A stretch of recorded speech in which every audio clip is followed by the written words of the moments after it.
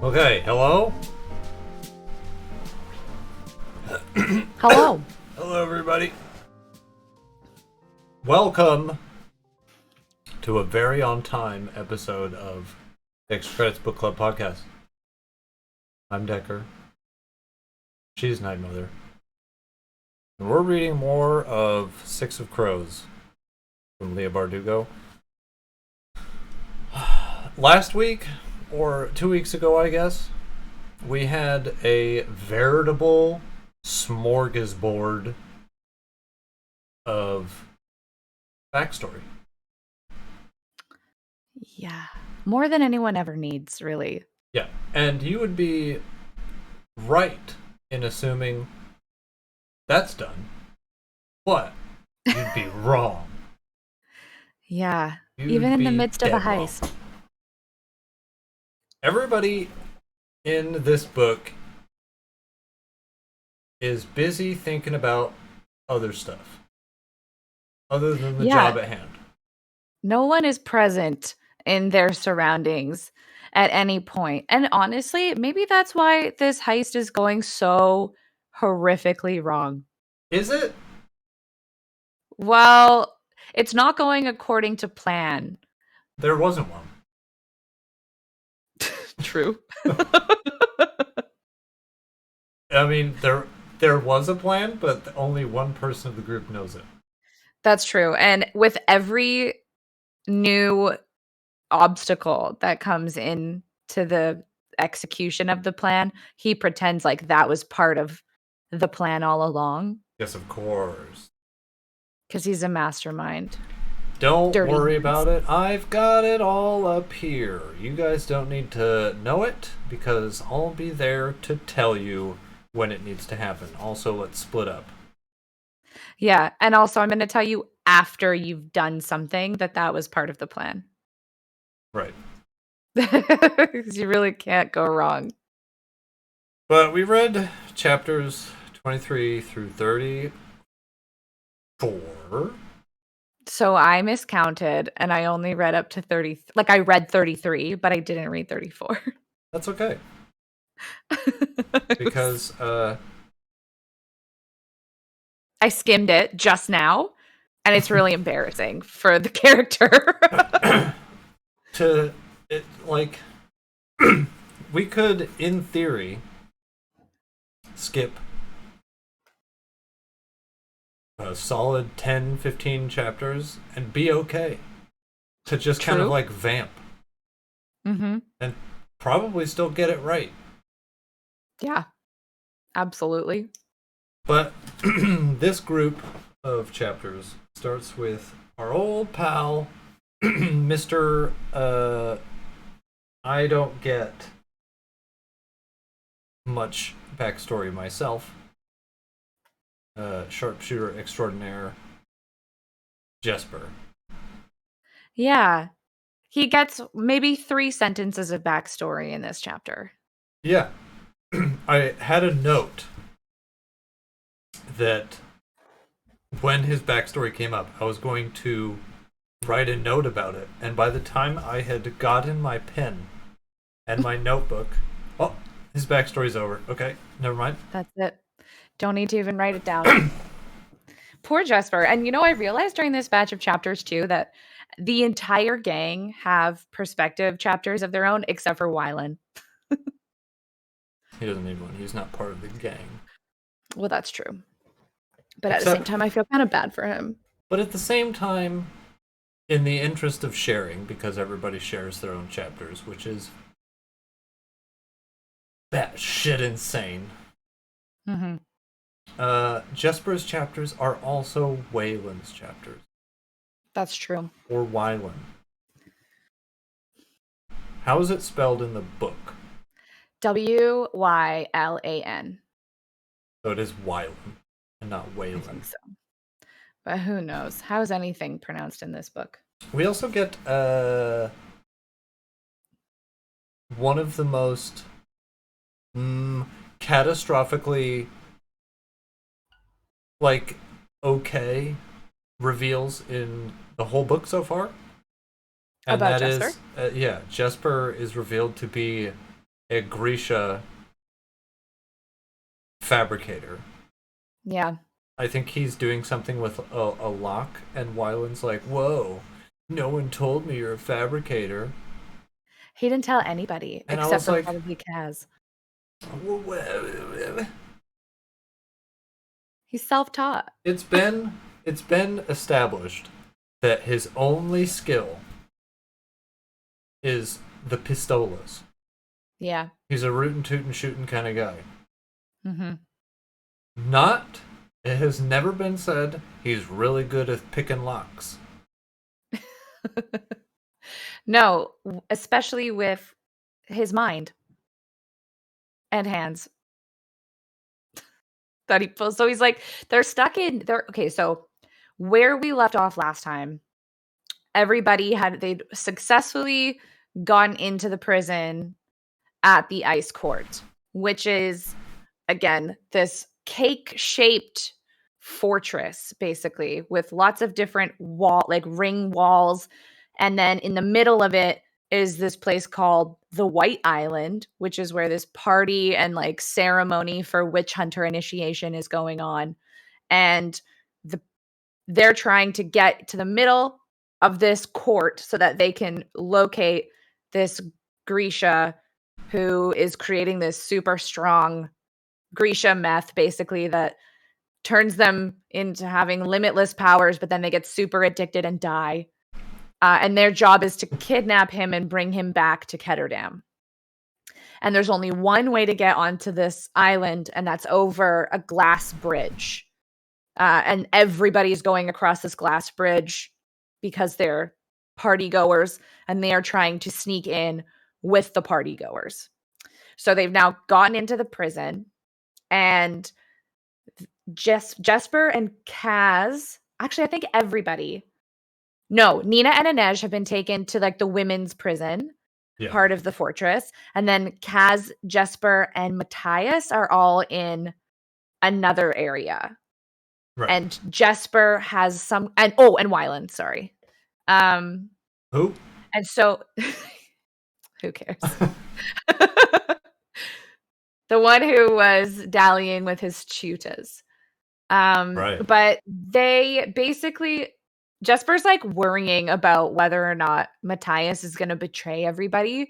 And like literally, he's the only one with any goddamn sense wondering this, because nobody else seems to be questioning whether or not this guy who's so loyal to Fjorda, who is now back home during a witch hunter initiation ceremony, is going to betray them for the sake of getting back into good graces with his witch hunting brothers. It's almost like he read the book. I know. And he's thinking to himself, he's like, man, I wonder what's going on with Kaz. Like, he's usually so unshakable during a job. But all it took for Kaz to completely come apart at the seams was like touching one person in the prison wagon, and he dead faints. Yeah. So, like, what kind of jobs are they pulling where he doesn't have to be in contact with people?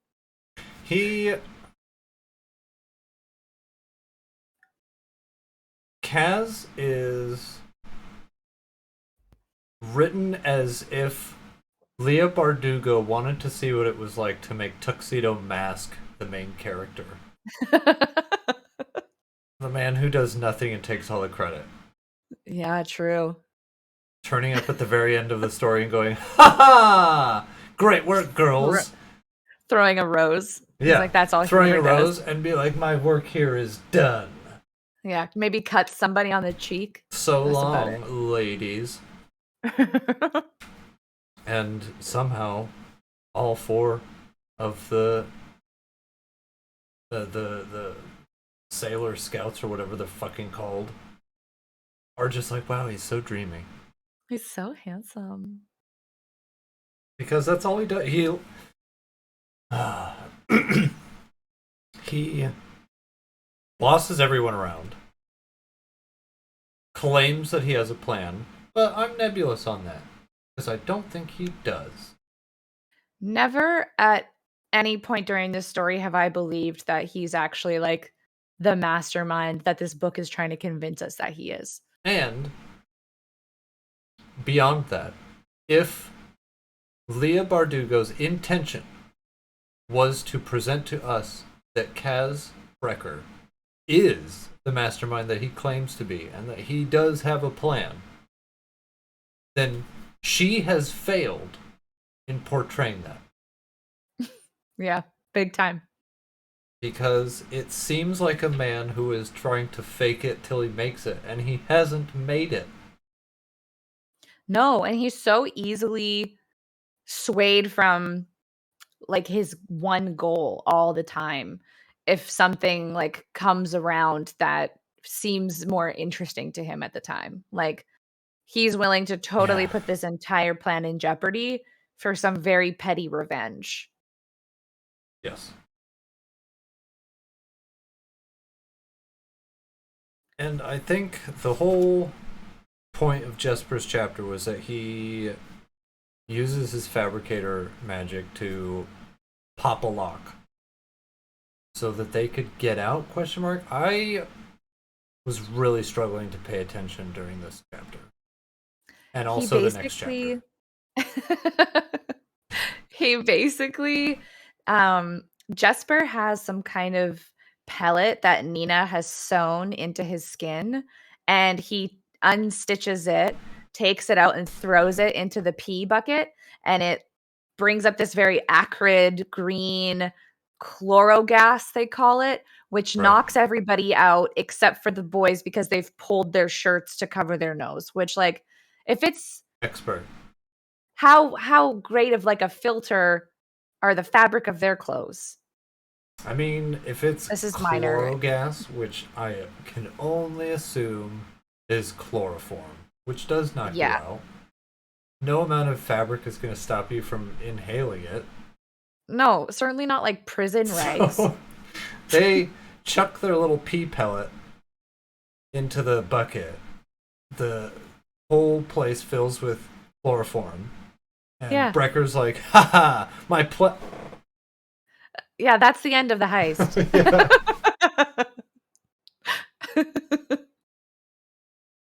But when they get out, they're like, all right, cool, time to do the plan. And Kaz is like, nope, I've got to do something.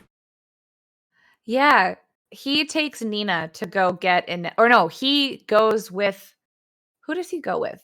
Wylan and Kaz go to get Nina and Inej out.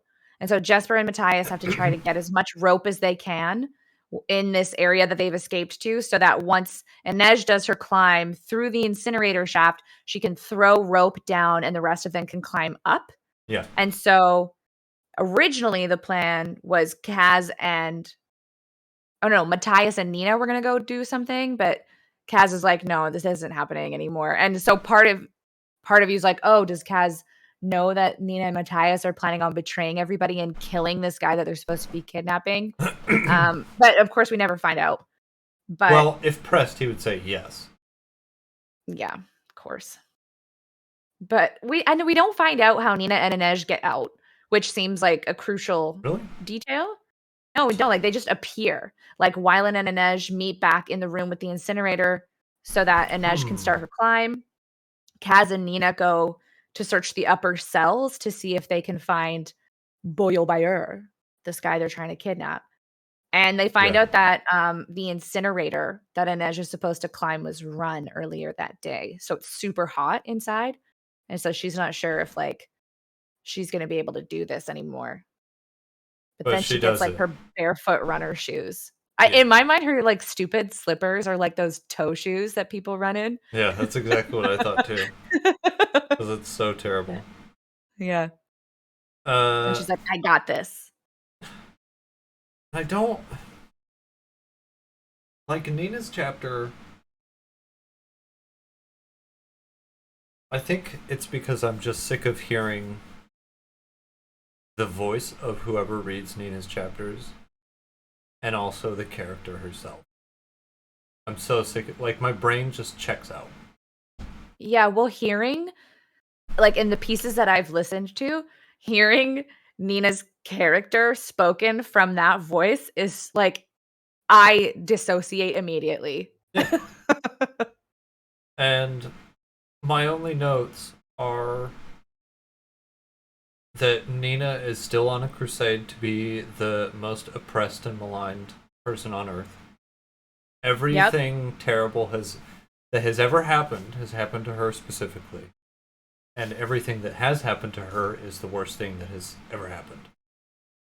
That's essentially all that happens in this chapter. Like, all she's doing is wasting time looking around in these cells, and she's like, "Oh my god, these were, like, made to imprison Grisha. They were made to imprison me specifically." Yeah, And she's like, "Oh, but they were definitely made by Grisha," and she just makes this whole experience of, like, searching for this guy, about her and being imprisoned, yeah, and, "Oh, Grisha, oh my god, me." And she can't find Kaz anywhere. And I'm wondering if he's, like, done a feint again somewhere because somebody accidentally, like, touched his arm, but she doesn't know where he is. Suddenly, these 2 guards come around the corner, and she does the one thing she's not supposed to do, which is cause a fucking scene, and then the alarm bells start ringing. Like, she knocks one guy out, he falls down the stairs, and then alarm bells start going off, and you're like, "Fucking Nina, you yeah. had one job." This raised the question of, because this group of chapters is relies heavily on an alarm system, and this alarm system is never explained, and yet it seems to work in a way that modern alarm systems do, like they're And it's connected a on a clock. network. It's literally one clock in the middle of the island called the Elder Clock, Yeah. and it just starts ringing when things happen. But, like, how? What alerts it? Like, what sets it off?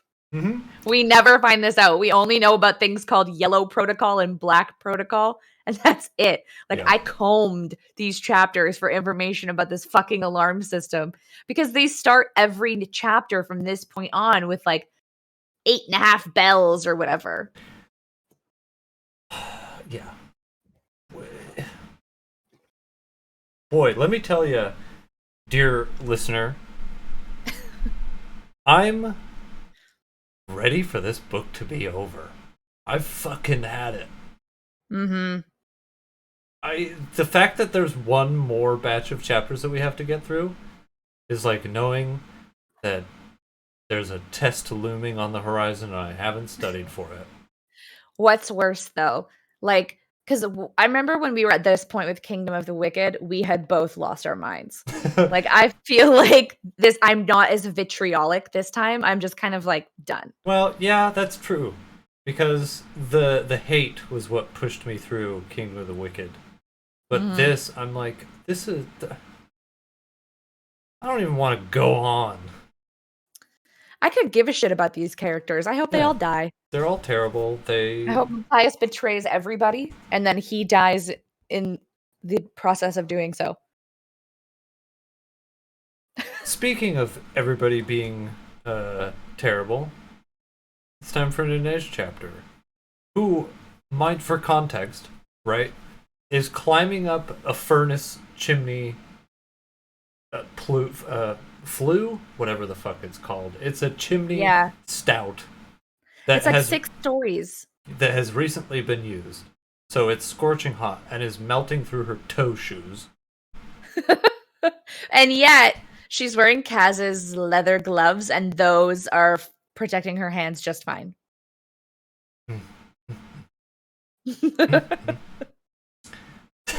And in the process of her feet literally melting, she's in Yeah. extreme pain.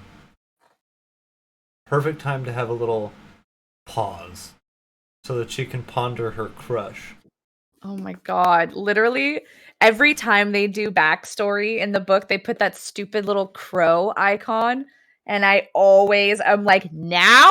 Like, please, Yeah. we're a little busy." Always when it's like it's almost like Leah Bardugo doesn't know what to do. So she goes, throw some backstory in there. Yeah. Because it's always where something crucial should happen, but it never does. Yeah, like, she's literally doing her, like, Alex Honnold free solo moment, like, climbing up this thing without a rope, and it's hot as fuck, and we're reminiscing right now. Like, Not even so much as like a throwaway line to make us go, oh, okay, I understand. Where it's like, it's like 3 pages. when the pain was too bearable, I had to take my mind somewhere else, so I started thinking about blank. It's like, Yeah. okay, a stretch, but sure. But in this, she's just like, ouch, this sucks. Man, he's so dreamy. Yeah, I remember when we first met, and it's her whole brothel origin story, and how Helene had charged her all these living expenses. Like, she literally details the first conversation that she and Kaz had about joining the dregs, and like hit her branding story about becoming the Wraith, and like how they go shopping together. But Yeah. the thing that made me the most mad about this part was how Kaz is like, the reason he approaches her, he's like, "Oh, you snuck up on me. No one's ever done that Yeah. before." And then after that, she's supposedly never able to sneak up on him again because he Yeah. figured it out. Like, It's the rule of quantum observance or something like that, where once you physically observe an electron, its pattern becomes set and is that must always, be it. yeah. I also wrote in my notes that Kaz purchased Inej because she snuck up on him.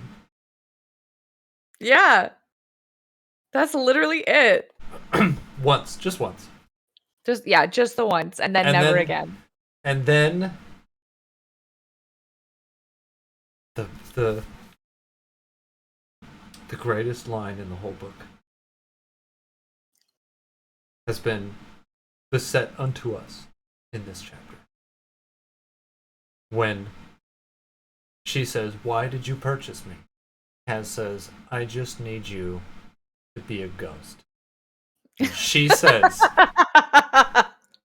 says, quote, "I'm already a ghost." So deep. We did it, boys and girls. We found the worst line in the whole book.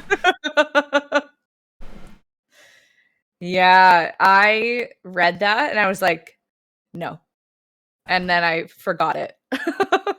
Also, I forget what happened next, but my note is, welcome to another episode of This Is All Kaz's Fault, but no one blames him. Oh yeah. Well, Inej, basically, like she's trying to figure out the next thing after she's done her reverie as she's still climbing. She's like, well, let's think about now what I'll do when I get this money. And so she's climbing and it's getting really tough, and her hands and face are literally melting off her bones. And she's like, I don't really want to return to my parents. And it's like, well, they essentially let you get kidnapped, so I don't blame you for that. But then she decides that she, like, gets this, like, montage of all her friends' faces in her head, and in my mind, like, Miley Cyrus's The Climb starts playing, and she decides that she starts whispering all her saints/knives names, and decides that she's gonna buy a ship. Hold on, I have a quote, because I can't do it justice, but basically she's like, um she wanted a storm, thunder, wind, a deluge. She wanted it to crash through Ketterdam's pleasure houses, lifting roofs and tearing doors off their hinges. Blah blah blah. She decides she's gonna get a ship, uh, even though she's never been on the sea more than twice, and she wants to get a small, fierce, and laden with firepower ship, something like her. She'd hunt the slavers and their buyers. They would learn to fear her, and they would know her by her name. The heart is an arrow. It demands aim to land true. And then she creates her life's purpose, and that's to become a ship captain. And then she climbs to the Right. top. Crusading anti-slaver. Like, why on a ship though?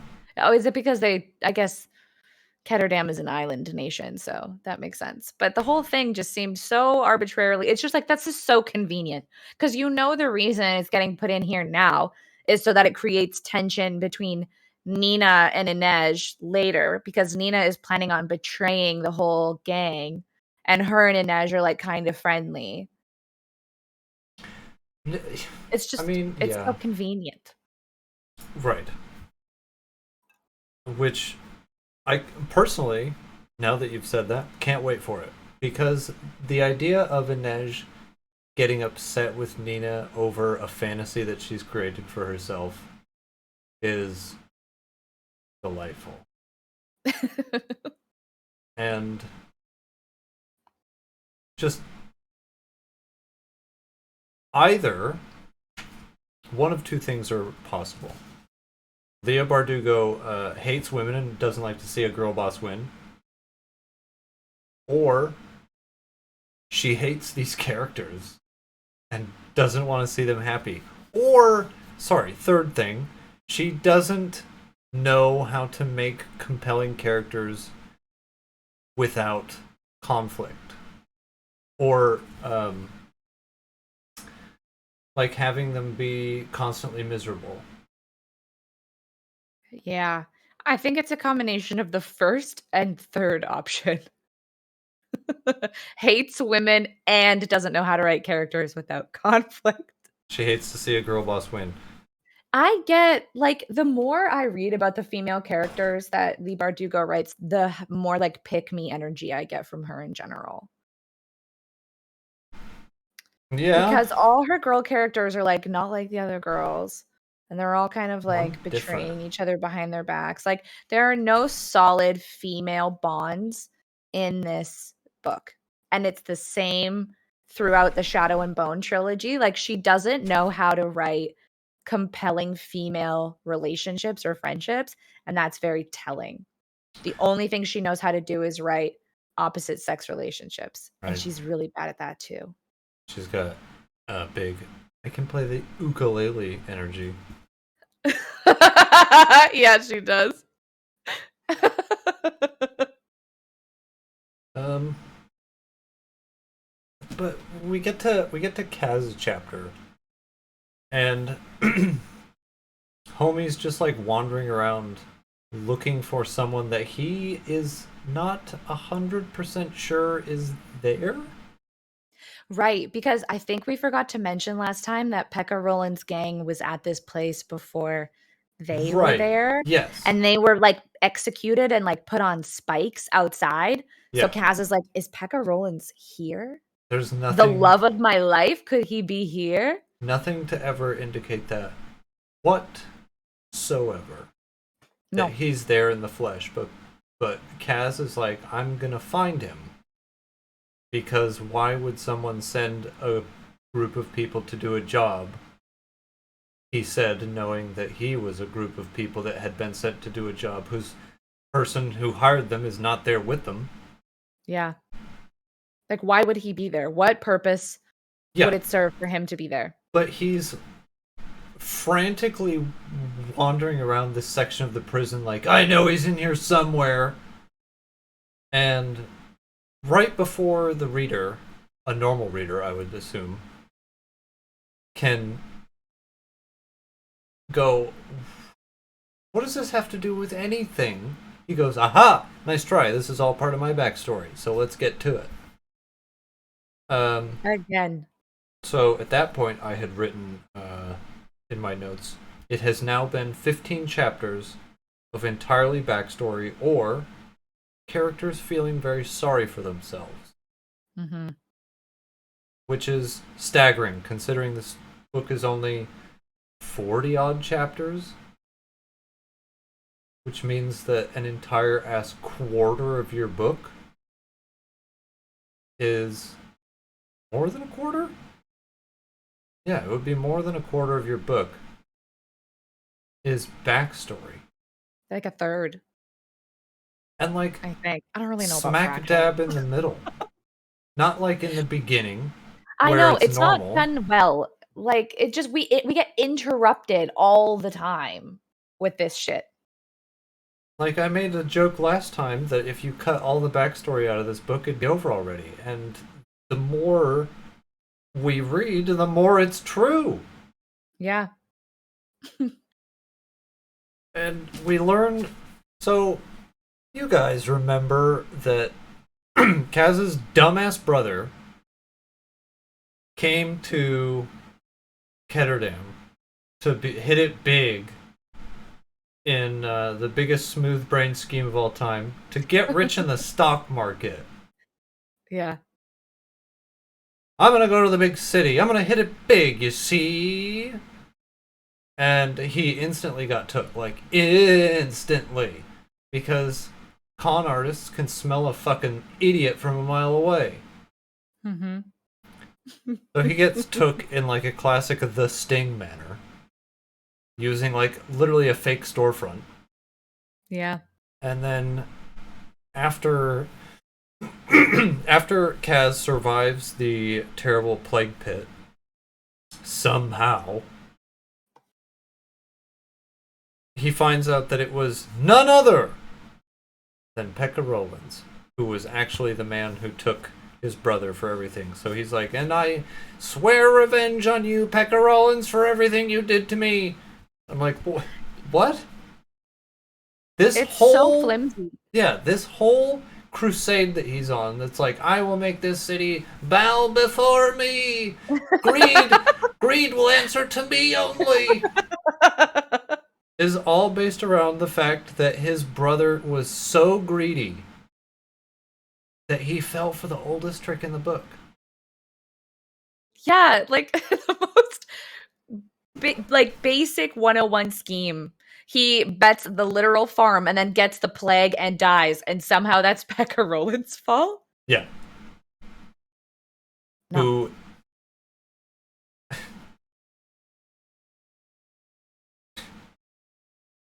Anyway, moving on. It's Jesper time again. Also part 5. Oh, but he does actually find a cell that Pekka Rollins is being kept in because somehow he's captured. What? I must have Yeah, I must have been unconscious and drooling on the floor at this point. So Kaz is after he recognizes that Pekka Rollins was the guy who conned them, he decides that he needs to join a gang, and then his backstory ends basically. But Pekka has never at any point recognized that Kaz is a child that he scammed because he was probably scamming so many kids around that time. And then he finds a cell where he's being kept. It wasn't Kaz that got scammed. It was his True, brother. it was his brother. Yeah. But it would Kaz was too busy being a child magician. Yeah. To Oh, wait till you get to him explaining the coin trick.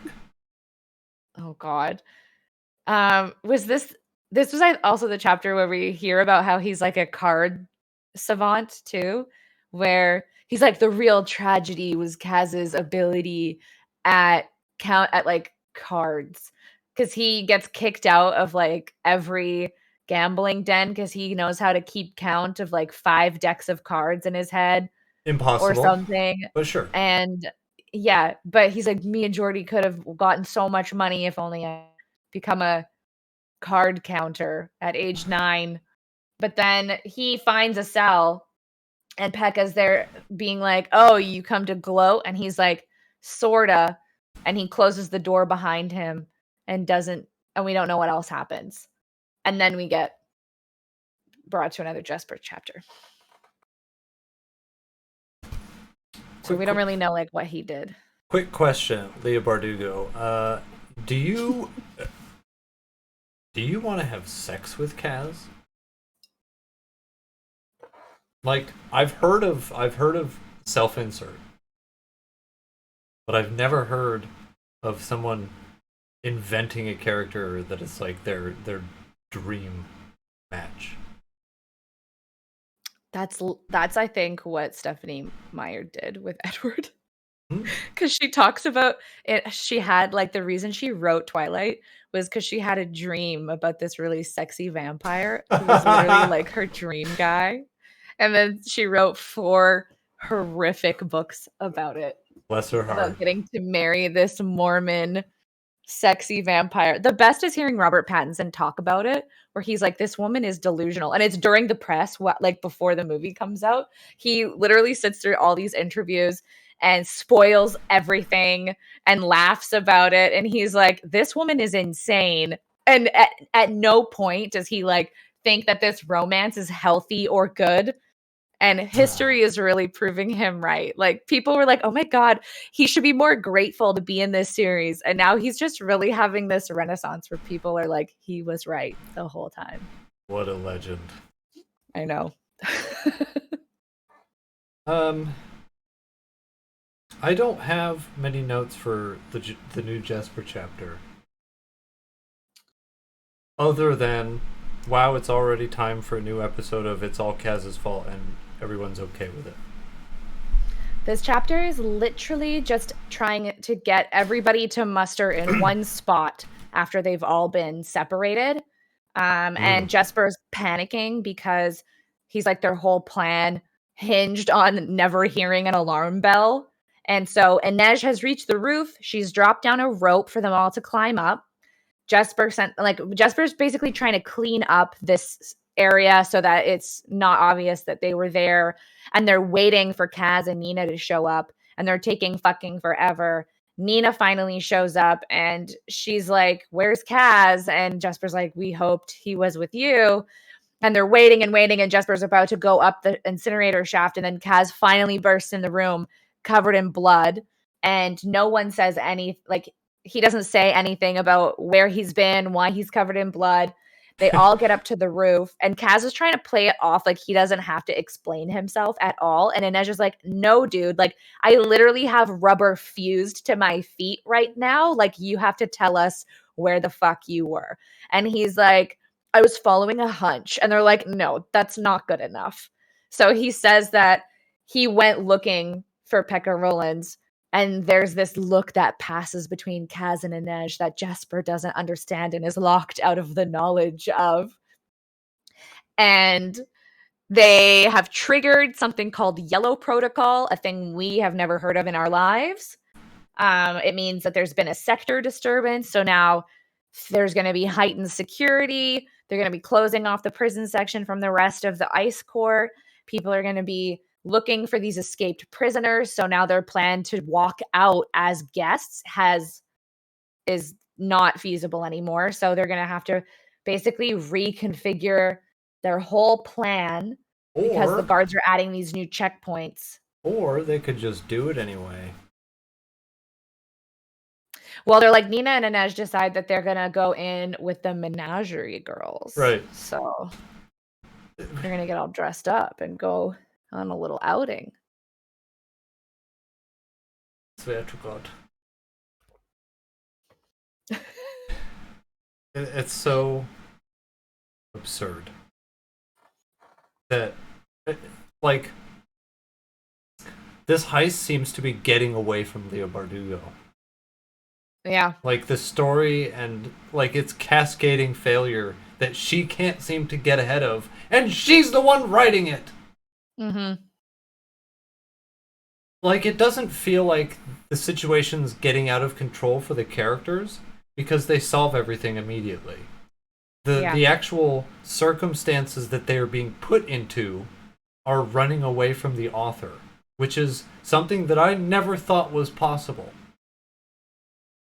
Because if I'm writing something, sitting there at my word processor, chicka, and something happens that I don't like, even though I've written it, I go, huh, I don't like that.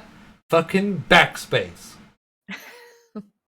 I don't think she knows how to do that. I don't think she knows that key exists.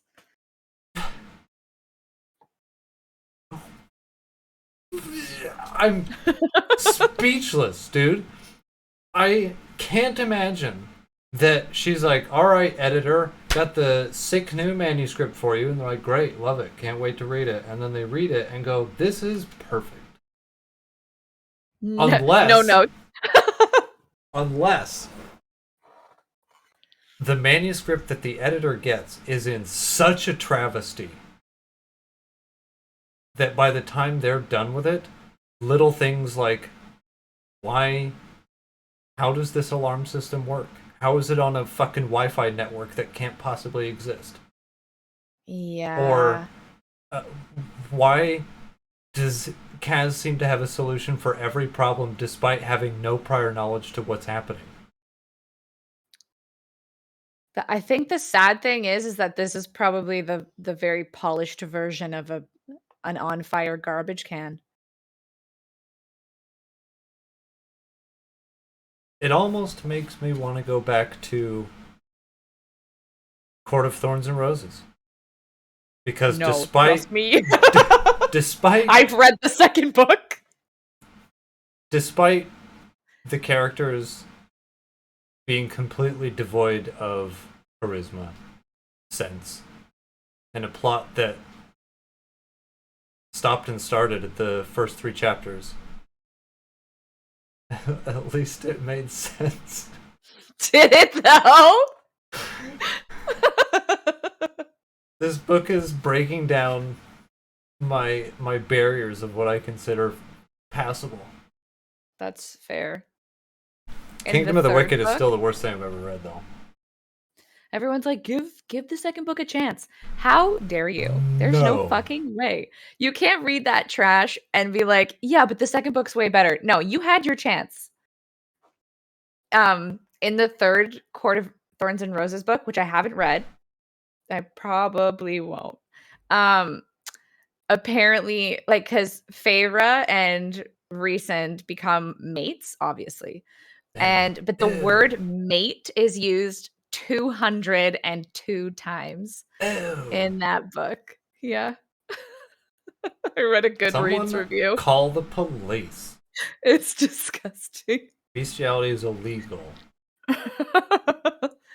And apparently Feyre and Rhysand fuck when he's in his like In wings heat? mode.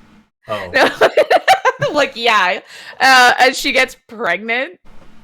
Ew, when he... By his like wings. No, but Yuck! Moving on! Anyway, Inej is complaining some more. I wish I had alcohol to wash that away. And, okay, so at the beginning of Inej's chapter, everybody's still kind of like upset that Kaz just like went off the reservation, but they all get over it real quick. Immediately. Hence the it's all Kaz's fault, but no one blames him. Which to me is outrageous. Because every bad thing that has happened on this job so far is in direct result of something he's done. I know. And he's trying to like reconfigure this plan right now. And so they're trying to answer the question of how Kaz and Matthias are going to get across the ice moat, because there's like the one wall. I'm going to bring up the picture again because I think it's helpful.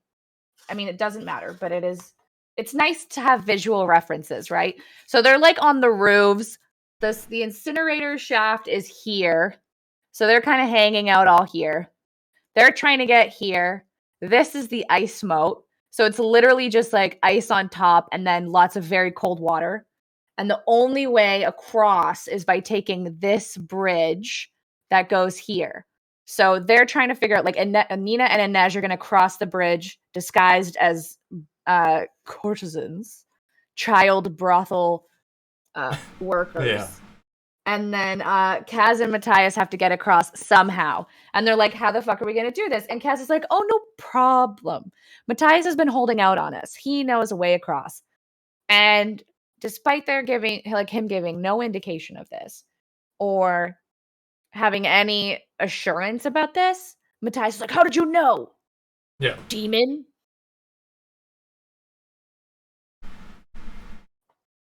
Yeah. And he comes up with a plan that, to my writer brain, it immediately rejected it. Because it's style over function. The plan, and I forget what the plan is. But I made a note out of how Leah Bardugo is so obsessed with doing like the clever solution to things that it just keeps compounding onto itself, so that by the time he does this one, I'm like, you're really, really at the hard limit of suspension of disbelief. Yeah. I wish I But could Kaz is remember what like, it it's was. logic. Yeah. The whole ice cord is a masterpiece of fail-safes and doubled systems. How? How? How? How does he know these things? And how are they? How do you have redundant systems in a like 15th? No, it would be like a sort of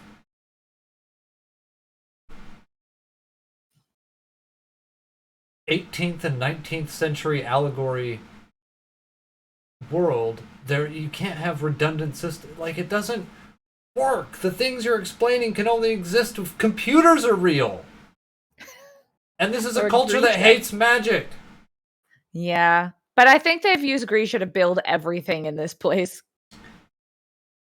But like, it can't exist without them. And we learn later that, you know, it's so dumb. It's so dumb. Yeah. Basically, now they're realizing now that the issue is not getting in to the White Island, it's getting out, because the guards are going to be really checking Upset, everybody yeah, they're who's gonna be leaving, 'cause these upsetty prisoners spaghetti. are missing. Yeah. And he's like, "Okay, Wyland, can you make it so one of the gates in the Druskella sector close and stay closed?" He's like, "Well, yes, but I would trigger Black Protocol," something we've also never heard of before. Right. And Kaz is like, "Good, do that." And everyone's like, "What the fuck is going on? This wasn't in the plan." And then Kaz gazes out at the White Island, head tilted, eyes slightly unfocused. And Inej and Jesper think that that's like the most endearing thing either of them have ever seen. And they're like, "Oh, it's his scheming face." And Inej is like, "I'm going to miss that face. Bye." And clobber my own skull in.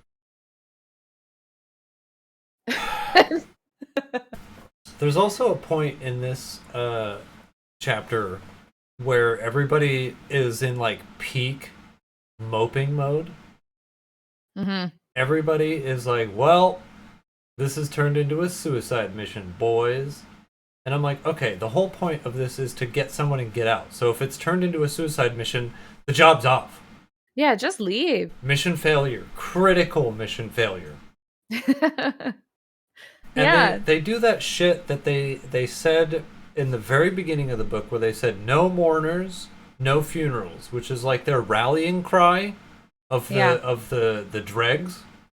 Mm-hmm. And I made a note that I said no mourners and no funerals is rich, because despite them saying this, they're all mourning themselves Yeah. as they're saying it. Like, they're in such a pity pot mode that they're like, well, I guess this is it. No mourners, no funerals. And I'm like, shut the fuck up. You guys are all feeling super bad for yourselves. Yeah. And then they have this little like breakfast club moment where Inej is looking at everybody and it's like a gambler, a convict, a wayward son, a lost Grisha, a Suli girl who had become a killer, and a boy from the barrel who had become something worse. And then I just heard "Don't You Forget About Me" start playing. Yeah. And then Inej and Kaz share a moment where Oh yeah. they like look at each other, Do a and little. yeah, and then they do the face touching, Mm-hmm. to which that man does not deserve any of the affection he's receiving. No. And then they get on with it. Get on with the plan that had been slapped together in the last paragraph and a half. Yeah, Kaz is like, "If we die, I want you to know." And he doesn't say anything. He just trails off. And she's like, If I die Wow. tonight, Kaz, I will do so unafraid. Can you say the same? And that's all they say. Like, no, fuck no, he can't because he's the scaredest little boy that's ever lived. Yeah. There has never been anyone more scared. And then this is where Nina is like, when her and Inej break off from the group, she's like, is the hall really that important to you? Like, feeling guilty about the fact that she's going to fuck everything up for everybody. And Inej is like, fate brought me here tonight. And Nina's like, oh. And then I think this is when they knock out those two girls, and the way that they are performing mental gymnastics to justify, like, physically harming these other girls is crazy. AndNej is like, oh, maybe this Suli girl that I've just punched and, like, knocked unconscious really wants to be here and, like, works at the menagerie, like, by her own accord and chose that life. Like, are you fucking joking? She's a child, Leah. just You like can't do that. you. This is why I get way more pick me energy the farther it goes, because it's like this justified betrayal of women by women all the fucking time. And it's so With like the cringe. like so thin it's invisible line of mental, like the mental gymnastics is always wildly out of touch. And they don't know how to she doesn't know how to write a conversation between women that doesn't involve talking about a dude either. Ooh. Because What is as that soon called? as Nina, The Bechdel test or something like that? I don't know. I know how to spell it, but I don't know how to say it. I think isn't it like Bechdel? Yeah. Is that it? That's not Bechdel? Yeah, Maybe? Bechtel. Okay. Yeah, this book does not pass that test. Which is kind of embarrassing considering it's a woman writing it. I know. Like, literally, like, Nina puts on this really tight dress, and Inej is like, I wonder what Matthias would say about that. She's like, he wouldn't approve. She's like, he perks up like a little tulip in water whenever you're around. And I wanted to rip the page out and set it on fire. Also, another thing that keeps popping up in this book is Nina does her little magic, because apparently Nina is a fucking jack of all trades when it comes to Grisha magic.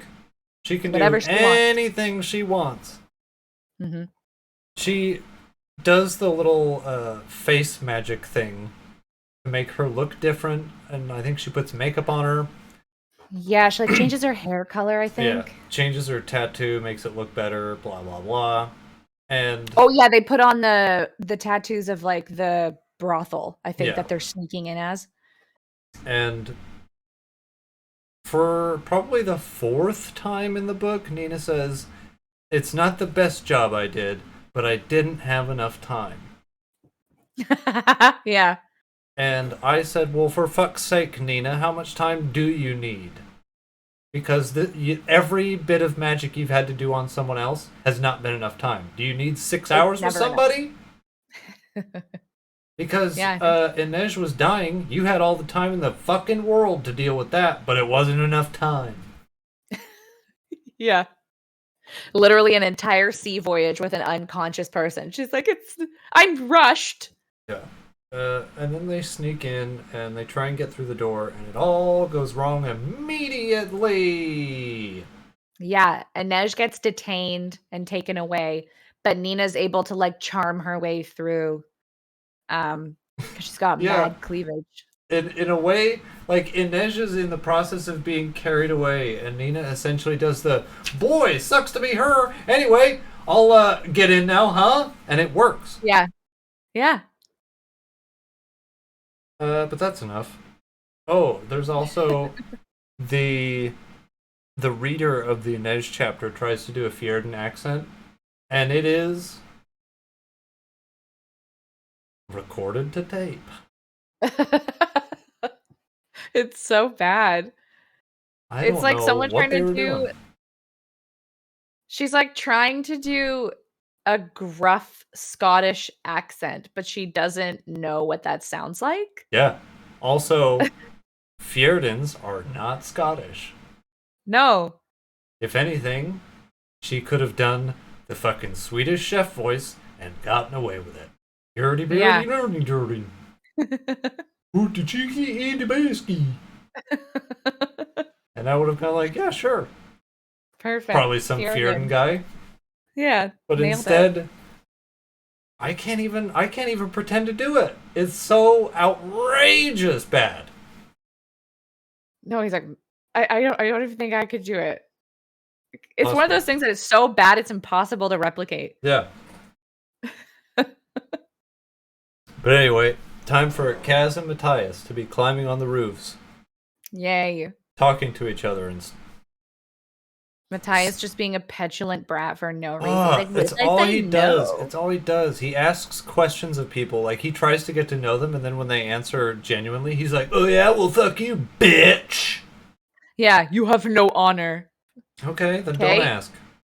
I'd be perfectly happy if we didn't say another word to each other. And he's like, "You guys don't respect each other then." Okay, all right. Okay. Cool. Whatever you say, dude. And then they have to. They're like on the roof, sneaking around, and they find two guards, and they do the old karate chop on them. Mm-hmm. And one of the guards drops his gun, and Matthias is like, I gotta get it. So he grabs it, and then he's like, oh, now that I have this gun. It would be so easy to kill that man. And then Kaz is looking at him, he's like, fucking do it if you want. And he goes, no, I won't. And then he like throws the gun down or something. Yeah, and then Kaz was like, ha ha, Yeah, that he's was like, a test! Planned it all along! No, it was Matthias. He was like, wait, was that a test? Right! And, yeah. and Kaz is like, yes. Absolutely it was.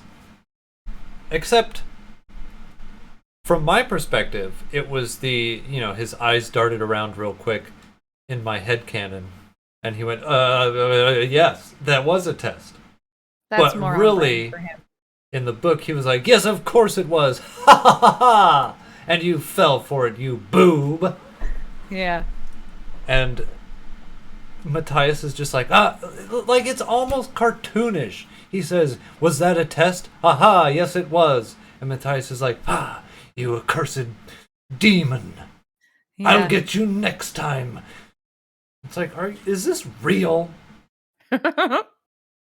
Well, and like the whole time that they are trying to get across the ice moat, and Matthias is like revealing the secret glass bridge that will take them across, and they have to cover themselves in chalk and shit.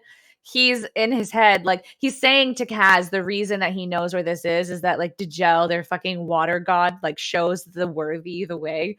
But really, you just find out that all the Driscolla are just told by the older people who want the new initiates. They like basically hand select the new initiates, show them the way across this glass bridge. And it's all fake. And yet he still thinks it's like about glory and killing witches and like and wolf it's almost word for word in the book. Matthias says the glass bridge can only be revealed by the god tree. And Kaz is like, okay, so how does it reveal itself? Like, how does the tree reveal it? And he goes, well, it's usually just the superiors telling us the thing. And he's like, oh, so it's all a fraud? And he goes, no, it's real! Yeah. It's sacred. And he's like, but you just said, and he's like, no, how dare you blaspheme in my presence? But you just said. And then we get a chapter of Jesper and Waylon, Walulun, doing, like, they spend an outrageous amount of time closing a gate. Yeah, they are, like, spending... So, okay, it starts at 9 bells and a quarter chime, and they have until 11 bells. So they have an hour and 45 minutes. Yeah. To break this one link and they on need a gate. all of that time. Because they, in their genius, thought that the gate would not be made of steel, like literally everything else in this area is, but that there would be like cables and wires holding this thing together. When literally the whole point that this is an impossible heist is that it's so well guarded that like a Yeah. fucking course is made out of steel. So Jesper's trying to they're basically just hammering away noisily at Yeah. one link on a gate for an hour and 45 fucking minutes.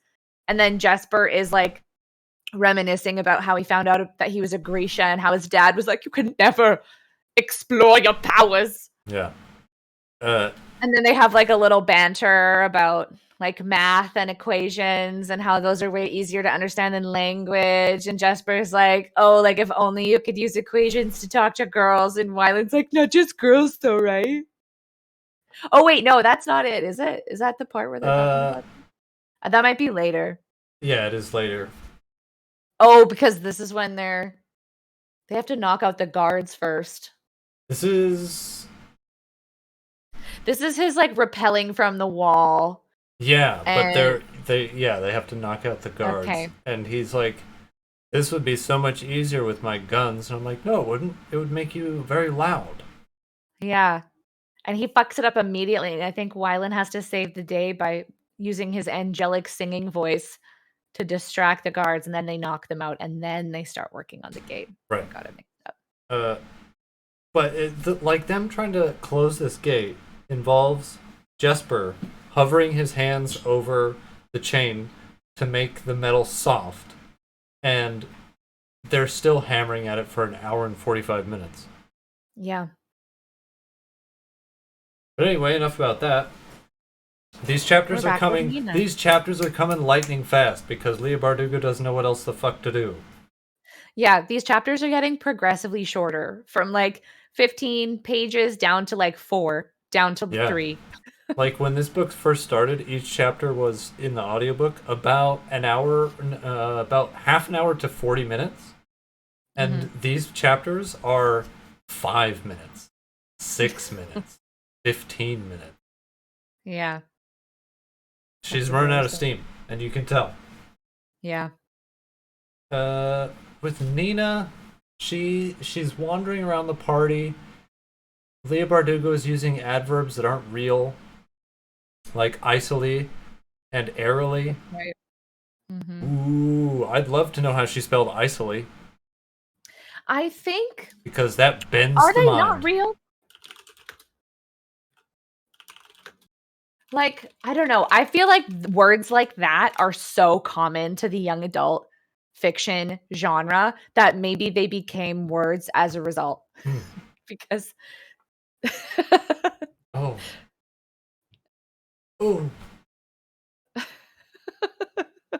Did you look it up? Is it real?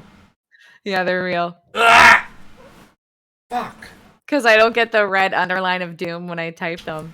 But essentially, she's wandering around this party and then falls into self-doubt as per usual.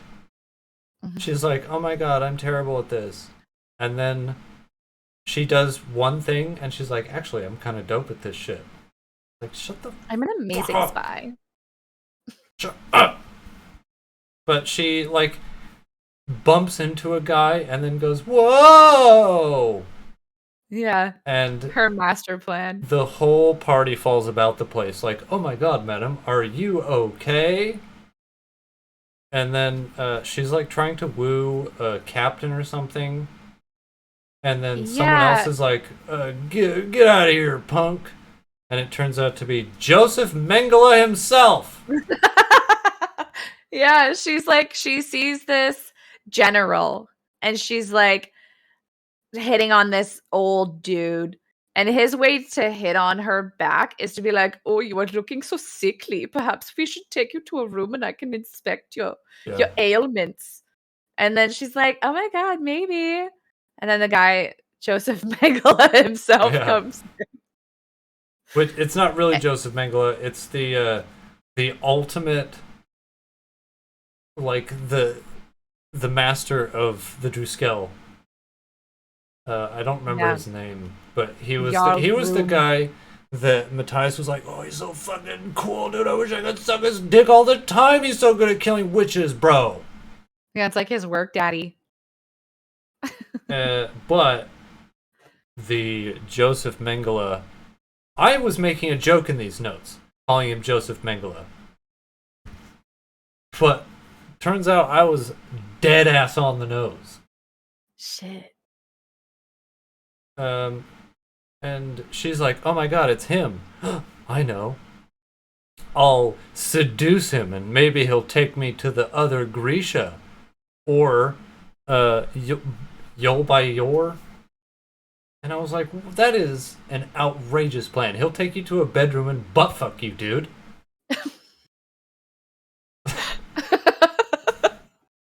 Like, why would she imagine that seduction equals, let me show you our prisons? I know.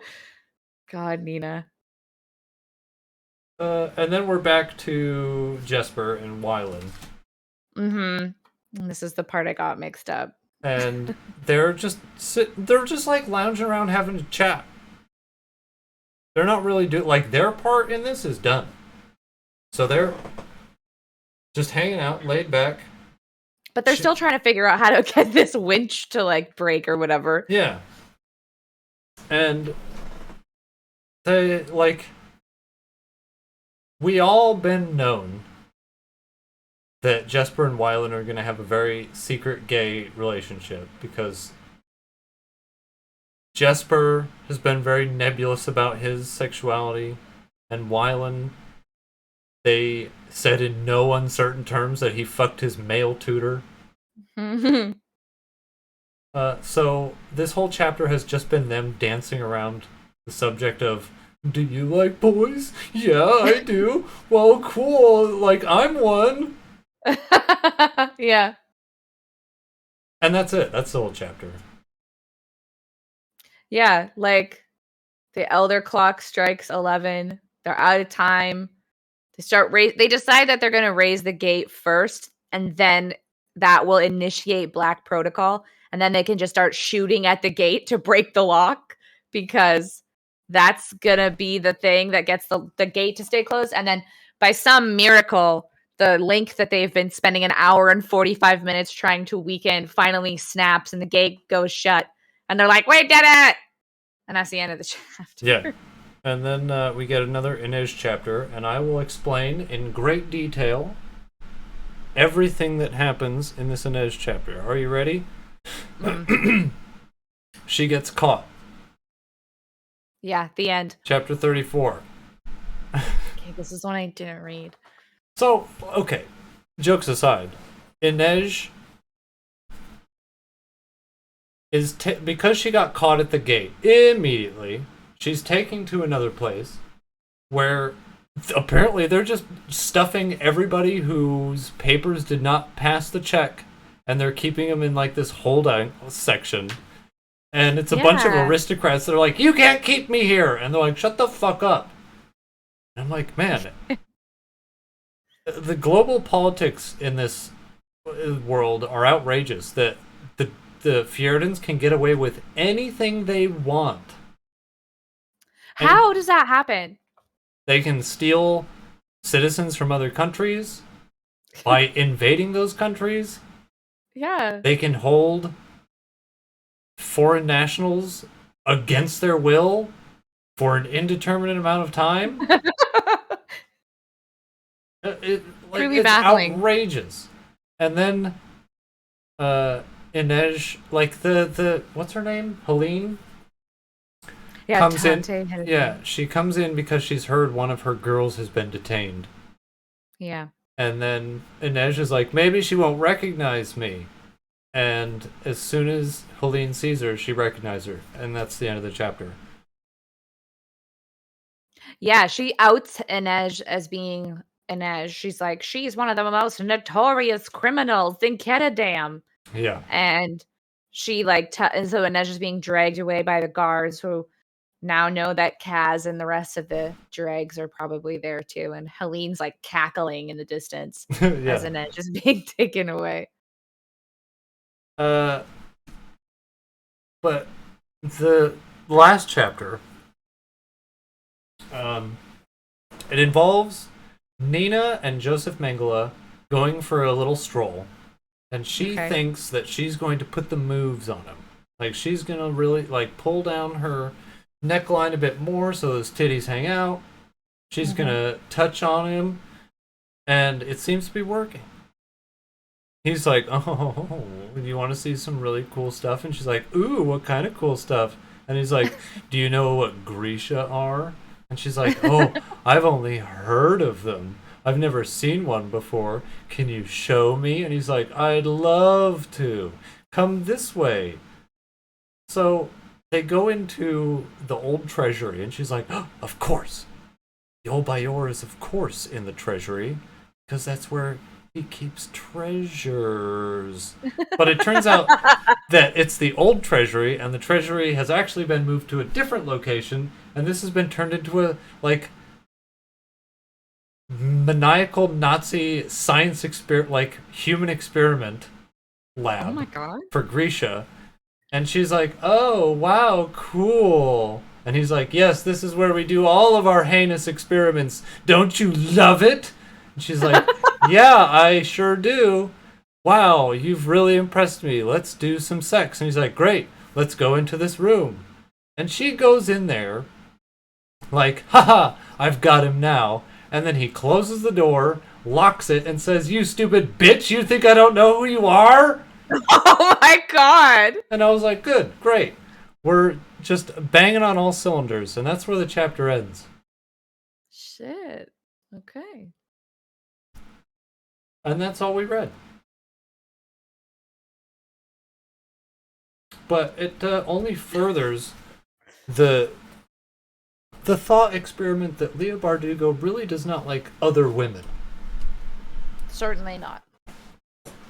Because she loves just treating them so bad. None of them as like the have written only to any- incompetent people in the group are the women. Yeah, both of them have been captured. Everyone else, despite Jesper and Wyland fucking banging on a gate for an hour and 45 minutes, they're somehow fine.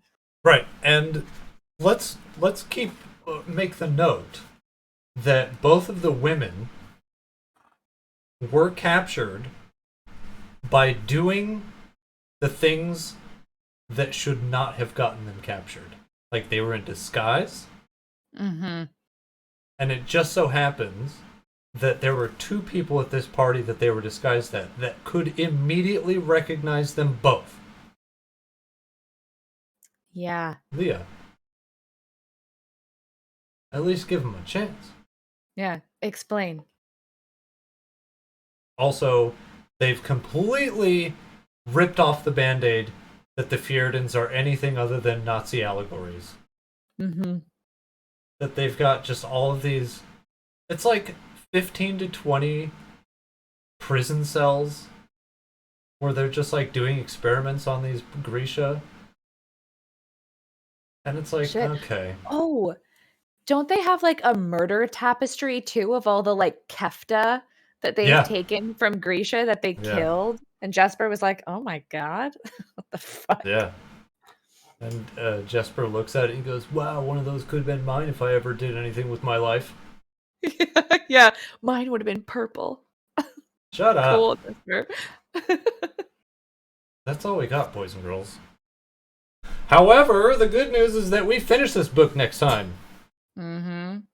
And pick a new one. That's very exciting. I've already taken the liberty of front-loading all the selections for next time with good books, or books that I know that we'll enjoy. Yeah. That's good. That's a relief. But thanks for watching, everybody. Mm-hmm. Despite hating every second of this book so far, I still enjoy talking about it. Because it gives me a chance to vent my frustrations. Yeah. But we'll see you guys in 2 weeks. This episode will be on YouTube next week. Yeah, so we'll see you guys in 2 weeks. Bye, everybody. Farewell.